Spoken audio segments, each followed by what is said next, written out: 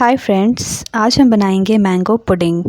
Mango season है तो मैंने सोचा क्यों ना मैंगो रिलेटेड डिश बनाया जाए। वैसे तो मैंने मैंगो केक की रेसिपी भी डाल रखी है चैनल पे, उसकी लिंक डिस्क्रिप्शन बॉक्स में मिल जाएगी आपको। तो ये वीडियो देखने के बाद आप मैंगो केक की रेसिपी भी चेक कर सकते हैं।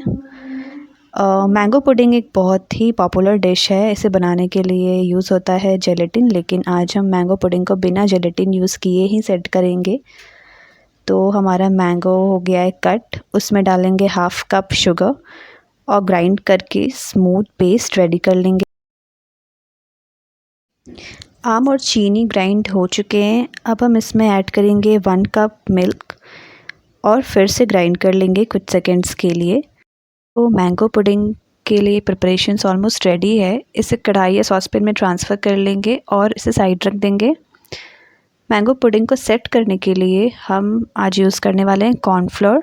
तो मैंने यहाँ पे 1/4 कप कॉर्नफ्लोर लिया है। हाफ़ कप पानी डाल के इसे मिक्स करके साइड रख दिया। हमने जो मैंगो प्यूरे रेडी किया है उसे मीडियम फ्लेम पे कुक कर लेंगे एक बॉयल आने तक। उसके बाद हम इसमें ऐड करेंगे कॉर्नफ्लोर मिक्स और इसे लगातार चलाते रहेंगे 2 मिनट तक।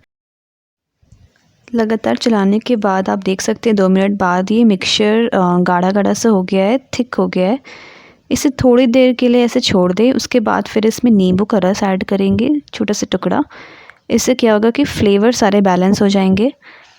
अब हम इसे मोल्ड्स में डालेंगे, कोई सा भी कटोरी बोल कुछ भी, बट ऑयल ग्रीस कर ले पहले।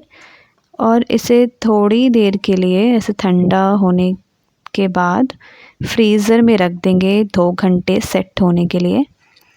तो 2 घंटे हो गए हैं और हमारा पुडिंग सेट हो चुका है। चाहे तो आप डायरेक्ट कटोरे से ही खा सकते हैं या फिर आप इसे डीमोल्ड भी कर सकते हैं ऐसे किसी प्लेट में। तो हमारा yummy yummy mango pudding is ready. आप भी ट्राई करो। बहुत ही सिंपल सी रेसिपी है। घर पे पड़े कॉर्नफ्लोर के साथ ही आप मैंगो पुडिंग रेडी कर सकते हैं। आपको किसी भी मार्केट से जेलेटिन वगैरह कुछ लाने की ज़रूरत नहीं है। वीडियो पसंद आया हो तो like and share and subscribe.